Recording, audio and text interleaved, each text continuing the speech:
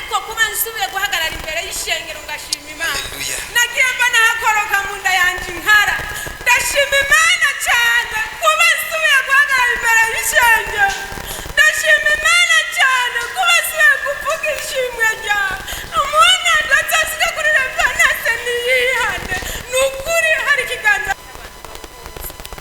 nanjye nari mfise umugongo baguma rujya barushuka imisonga haguma nza bansengera mugabo udakira ujya kwa Mungu ntashe nshitse muhira ndavuga ati Mana ndashaka kubona iko byose Imana yabikoze yambwiye yuko ngiye gutera kontari ibihe byose Imana ibambere icubahiro ubu urasinye ya konti twazamurira Yesu icubahiro ni amashuri agira yigumiranye niyo nyene hariya hama rero nukuri iradiyo yarakoze ko wamuvuga ati abo iradiyo yafashije baze baribuka icyo yabafashije nanje ndimo kubera iradiyo dukomera Imana amashyi yamugiriye neza biciye ku iradiyo ndaza ndavyiganira umuvyeyi arambwira ati genda ujye n'iterabwoba ry'abadayimoni none ubu ndakaja kandi umutima ndumva ko biriko biragenda neza komera Yesu amashyi menshi ikindi kintu shima Imana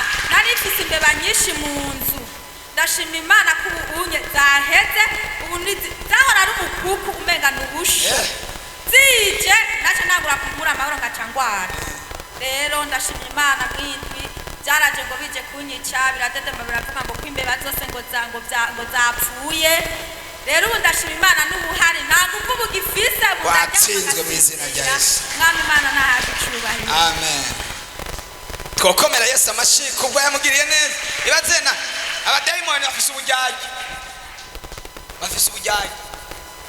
abadayimoni basha kugutera ingwara udafise bajya kwa muganga bagapima umutima bakabona waduze bayamudubuza ati musuye kujya akunya bose n'abaganga bayimubujije amajwi yo mu mutima yaramubujije unusuye kujya umuntu nta muganga yabimubujije ndamubwiye ati genda ujye uzogaruka uri muzima none agarutse ari muzima twoterera Yesu haleluya dayimoni afise ubujyaji haleluya nanjye shimiye Imana araje hano hama umukozi w'Imana avuga ibintu byo kugura kumara nari mfite 200 ndashaka nyine ndabigure n'impunzi hama nje ndabitanga nje kwitanga Imana aciye umunsi 80 yatanze 200 ariko ntabwo babyumvise neza wowe haleluya shimiye Imana naraje hano hantu hama umukozi w'Imana avuga kugura ivyuma byo kuvuza piano sinashimye hama nari mfite 200 nagomba kuja kubiguramo impunzi hama numva ijwi rimbwiye ati ntangira ry'amafaranga candaza ndayatanga na 200 munyuma Imana aciye umunsi 80 muri iyo ndwi dukomere Yesu amashyi yagwijije na 6 sivyo yagwijije na Imana ikugirire neza Yesu ashimwe mpagaze ngaha nje gushinga intahe ibitangaza Imana yankoreye nari mfise umwana atwaza aciraze ikintu ngaha kininiya cane abaganga barambwira ko abateza kugira operation bamutwara ahantu hose bawo je muri jewe ndumva yuko batumubwira operation yo mu mutwe afise se wawe umushimije arambwira ati burya we ko wagiye gukizwa usaba umeze nk'umusazi ntashobora gukira tutamubwiriye operation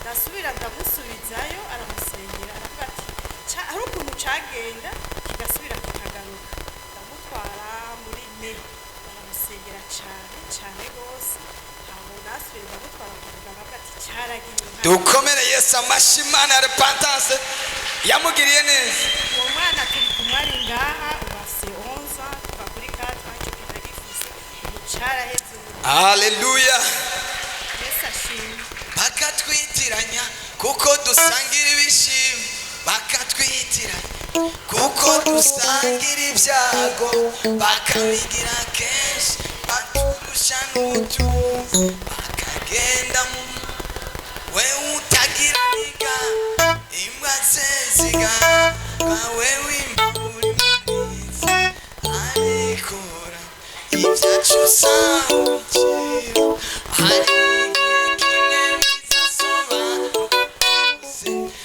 abana b'Imana mu izina rya Yesu. Haleluya! Haleluya! Yesu nashimwe cyane. Amen. Nanjye ndashima Imana cyatumye tumenyana n'uwo mubyeyi. Ndibuka igihe kimwe ndamubwira ngo jewe hantu nkanyereka ngo umumutayi 15,000. Umubyeyi n'ubu ntari byo yaracirutse. Kugira nzewe hariya kuri egirize narinza kuza kwibisombe. Ariko Imana irangwanira ndamenyana. Warinda? Narinda kuja kwibisombe kugira ndo nkitiki nkura ku muzinda nkarinda kuza. Yabanza kuja kwibisombe akarishora kugira ngo Imana ikobabarire kubwo busuma. None rero ubushima Imana umaze kuza mungere yampanuriye ndi hajya ambwira ngo Imana ije kukugirira neza. Nta mashuri fise sinzi gusoma no kwandika ariko naraye ndose akazi nta mushahara nari bwahembwa Korana nabizi. Ariko twozamura Imana icubahiro. Iyo ivuze biraba yategeka bikakomera nifite ijambo rya nyuma kuri jye. Wowe ufise ubwoba bw'iki? Hari abize. Haleluya. Izogukonekta nabo. Ana yanje we twazamurira Imana icubahiro. Shimira Imana. Haleluya. Haleluya kandi. Amen. Magaze nganje kumamaza shetani. Mumara amazi. Ukuntu yashatse guteza isanganya ejo. Navuye njemba mu kinanira, nari mfashe bisi ngiye muri ville. Turi muri bisi haza ibeni ije gusekana na bisi twarimo. Biranka umushoferi acaja guca ku muhagari kararengana. Byaranse nyine kwisi. Izo ni imbaraga z'Imana zirinda bari pantanse. Amen. Hama turashika muri ville ndafata indi bisi nja mu Carama. Tugeze mu Ngagara isubira kandi guhaka kugira accident. Ndavuga ati Mana uturinde narabona ko ari bitero kuko no mukuva muhira narumva umutima byanze ariko mukuru wanje arambwira ngo genda umutima nkiva muhira ndavuga ati Mana ikiganza cawe kimbeko hanyuma mu kugaruka kandi nje muri ville tuhakwa kandi kugira accident. Ndashima Imana ko yahabaye yarandinze Imana ishimwe cyane. Abumvise inta yanje Imana dani mugisha. Yaratwe uwo Yesu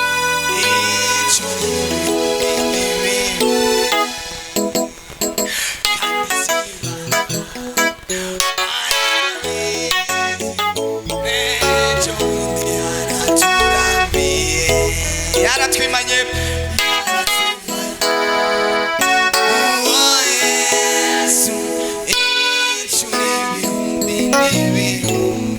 Kandi sibanga arabizi zondi araturamiye ariko arabana Imana yaramiye ngo batere haleluya. Amen. Izokomeza kubaramira. Shima Imana. Haleluya. Haleluya. Amen. Nanje mpagaza aho imbere yanyu nshima Imana ko yanyongeye umwaka wo kubaho. Amen. Ejo nari mfise anniversaire. Kumara umwaka ukiri. Dukomere Yesu amashi yamugiriye neza.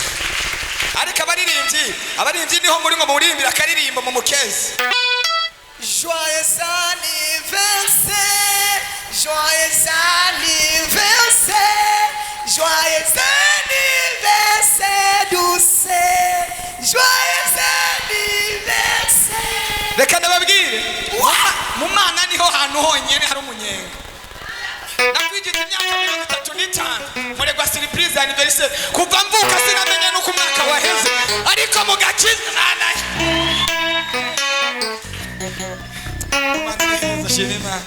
Haleluya. Ikindi cya kabiri nshima Imana.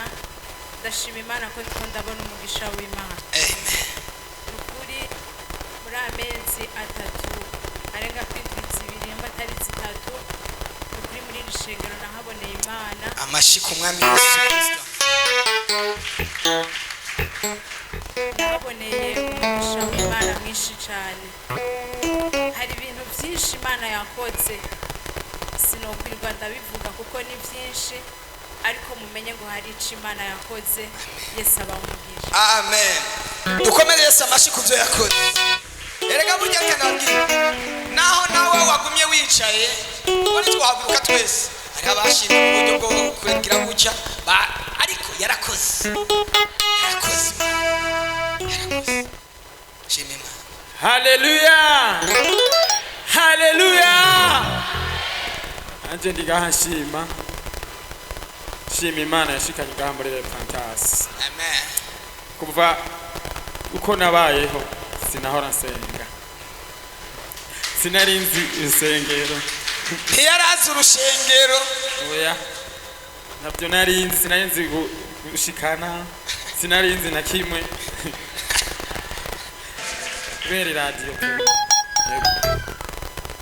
abandi ngaha nshima yuko ibyahora bintera kare kubera ntari bwamenye gusenga icyaricyo. Naryama nk'agahene nkabyuka gutyo ngenda sinamenya na kimwe, ariko nkatego nkagwara nkavuga ati ndapfuye. Ariko icyo nshima Imana ubu ibyo byose nta bikintumberako. Dukomere Yesu amashyi ntibikimutumberako. Imana yashizeho kirazira cyane nukuri ibandanye bikora neza Imana yacu. Amen. Ubu akaza kose namubwira ko nta kibanza ufise ko nta bubasha ufise. Amen. Mu mirimo narakora nkakora ariko simbonye iyo bija niyo biva, simenye cyahanungutse cyangwa sinungutse, nkabona nshize ngaha mwiyinda gusa Imana yanjye sinda nayibuke ibyo byose nkiseherako. Ariko ubu Imana yanjye ko biri kose ibandanye ibikora cyane. Nanje narasezeranye ko ntazigera nzi imbere yayo ndi mbokoboko nk'uko ijambo ryayo. Amashi menshi kuri Yesu Kristo. Imana yagize neza. Ewe Repentance bagihageze kwe. Mugomenda basaba mufashe dutere haleluya gatatu. Turagufasha.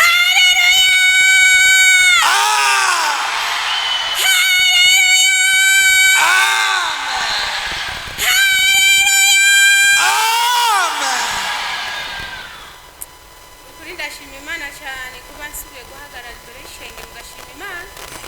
Byari byoroshe mu mezi abiri namaze ndwaye, byari byoroshe harageze igihe ngira kurisha nk'inka, ariko Imana yarahabaye imba hafi mu bihe byose nabaye nkura amezi abiri, ariko muri aya mashengesho y'iminsi 21 nabonye igitangaza. Ashikuri Yesu Kristo.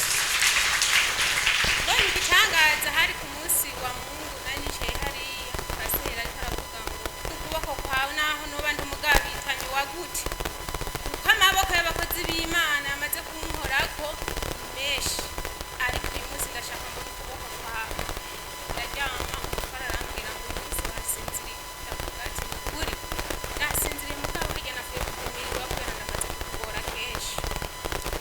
Ndaryama uwo munsi ku wa Mungu burasha mu gitondo ku wa mbere nirirwa ngaho umutwara aragenda ku kazi, maze gutaha biravuga umubwira ati je numva rwara urundembeje. Nihabyutse ku wa kabiri mu gitondo namubwira ati mpa amahera 10,000 ufise n'ingufu ndamwiruka kunyuma ngomba nigere kurundi iwacu. Aho nawe mva kumegana nawe ndarota mbona umusozi ngeze ku musozi w'iwacu, mbona umusozi uhura n'uwundi bibafashe, ndamubwira arayanyima aranayanyereka mu maboko nkayo ndaguha iyo ntumbero yo kuduga iyo ruguru uje ntayo twavugana. Ndamubwira ati mpayo mahera ngende, arayanyima. Ndajya mu nzu numva ndagoye kumva ubwoba mu maguru, ndajugunya maze kugenda ndavuga ati Mana n'agatelefone karazimye muri ekara ntiyawe none ndamuronka gute, n'inimero zaravuye mu mutwe ntabyo nshobora. Uramwumva neza? Maze haheze akanya kwa kabiri mu masizeri nifate n'iminota numva rwarungururagamije mu nda rurankanya mu mukondo, numva ko inda yuzuye neza iruzura amazi. Abamama mumaze kwibaruka murabyumva, ndumva ko neza inda yuzuye amazi. Ndakoma induru uti ntabara Yesu, nta wundi muntu yonkura aha hantu mu Barepentance bose kuva aho nagende Mana ndashaka ko ubu nyene hogira uwo duzi ishengesho rikasha rishika ku mutima wanje. Aho nari umwe mu nzu ndimvira ati none gakanda ndabigenze gute, ndakoma induru. Wa muhungu wanje agira kabiri kagakuru gatoya agakoma kuvuga ngo mama ngo hora Imana iragutabara. Maze haheze umwanya nza numva haraza uruntu nyene kujya kw'igise cy'umwana abavyeyi mumaze kubyara murabizi rurakubita nyene, ndavuga ati Yesu niwe wankura aha hantu. Nza numva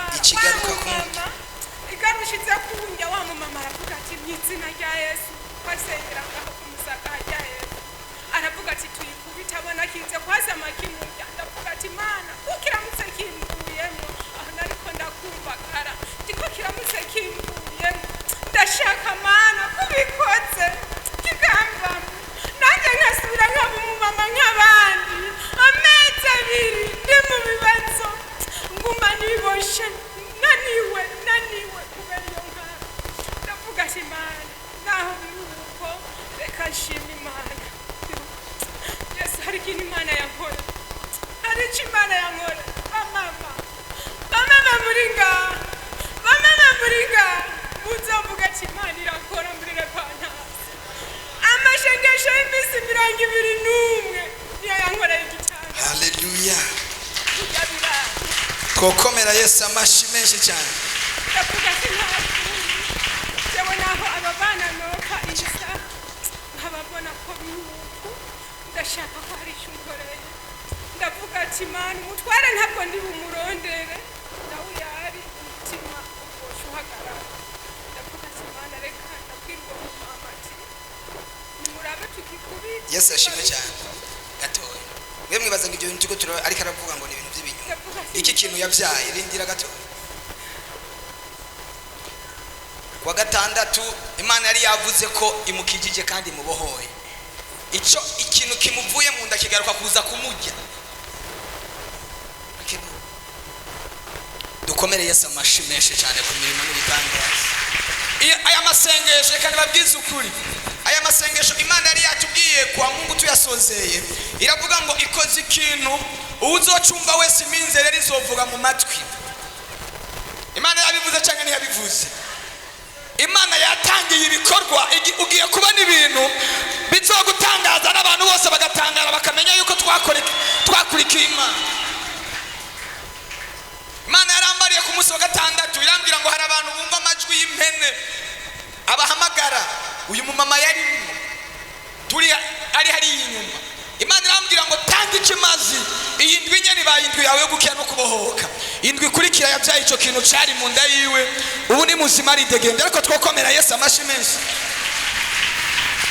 bandabishimira Imana ndashimira Imana ku gitangaza Imana yankoreye n'abakozi b'Imana bambaye hafi umukozi wacu n'ukuri nka paseri wacu nasemiriza eka n'ukuri ndapapa mugira n'amama mugisha bambaye hafi Imana ibahezagire sinabasaba ngo ndi n'icyo nzobaha nobasabira iherezo amen n'ukuri ntacyo mfise ariko ndashima Imana cyane n'ukuri intambara naciyemo mu mezi abiri ubona n'umumama mfise umwana nonsa nkaguma ndimago yagi mu rugo umutwara akava hari agashika teta akabwira abana ati genda ku ishuri nanjye aho nshikira ndamuronderera njyamye yari ngorane n'ukuri n'umutware wanjye Imana imuhezagire yambaye hafi mu bihe byose yaba ari hafi yanjye nanjye nashaka ko Imana yabikoze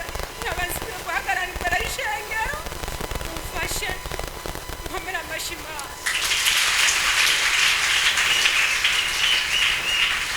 uyu n'umutware wiwe Yesu nashimye ndashimye Imana cyane ko Imana yatugiriye neza umudamu wanjye akabohoka je mu mutima wanjye harageze nigira inama ko je mu bisanzwe nkora akazi kamisi yose ko masane ndavuga ati jewe abo nkorera no basaba akazi kizamu bakakamba mugabo sinobi musigurira ngo abyumve ndigira inama ko noza kuri umubyeyi wacu nkamusaba akazi nkaza ndarara hano kubukorera busake kubera cyo sinigira ryamo Imana yarangiriye neza ndashimye Imana cyane Imana itumbe mu ijuru dukomere Yesu amashi menshi yakoze ibikomeye egera hano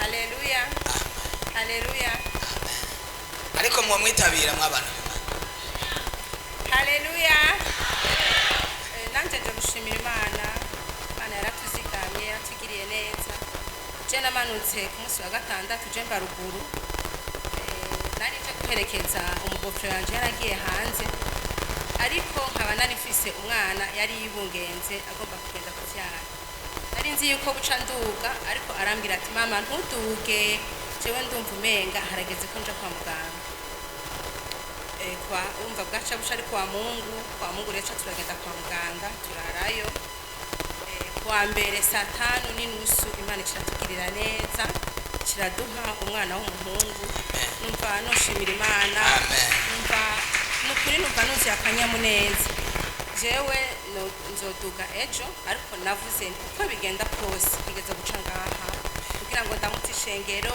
naheruka ngaha anya hari bya bindi ariko uyu mama Imana imuhezagire niwe yatuguriye rino rangi ryose twasize hano ariko twamusabira umugisha ngo Imana imuhezagire mutunga ibiganza ngo Imana imuhezagire mu izina rya Yesu nasengera hano ariko niwe yatuguririra ubona ko hashajiye Imana iguhezagire cyane haleluya haleluya kandi nanje shimiye Imana bavukanye banje baragize voyage bamara urubanza ko tuvukana twese bamaze urubanza ejo barataha ariko batashe bagiye ari 10 babiri muri bo bakora impanuka haleluya haleluya hari igihe Imana itubwira ngo iraturindiye abacu twayifata binene bagize accident ari babiri nta numwe yari ahantu bari nta numwe yari abazi ariko Imana irakora haza umuntu arabatora batwara mu bitaro haleluya ndashima Imana nubwo bababaye cyane umuyambye ko babara mu mutima ariko nize ko Imana iza kubigira neza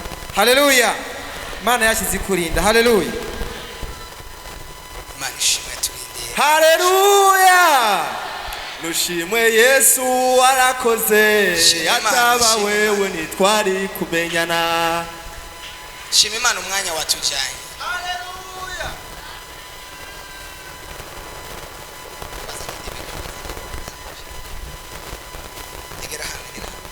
umwanya wagiye twakira